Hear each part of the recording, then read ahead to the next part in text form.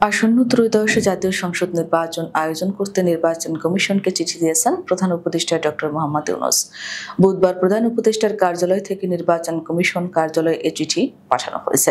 একই দিন প্রধান নির্বাচন কমিশনার এম নাসির উদ্দিন ডিসেম্বরে তফসিল ঘোষণার ইঙ্গিত দিয়েছেন।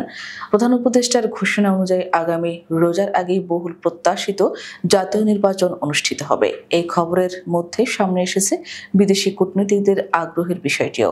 জানা গেছে এরই মধ্যে বিভিন্ন দেশের কূটনৈতিক বিএনপির ভারপ্রাপ্ত চেয়ারম্যান তারেক রহমানের সঙ্গে বৈঠক করেছেন। তারা জানতে চাচ্ছেন আসন্ন নির্বাচনে বিএনপি সরকার গঠন করলে কোন কোন বিষয়ে অগ্রাধিকার দেবে। গত মাসে south Asian network for economic modelling এক জরিপের ফল প্রকাশ করেছে। এই জরিপে অংশ নেওয়া তরুণদের 38.76% মনে করে আগামী জাতীয় নির্বাচনে বিজয়ী হওয়ার দৌড়ে বিএনপি শীর্ষে থাকবে।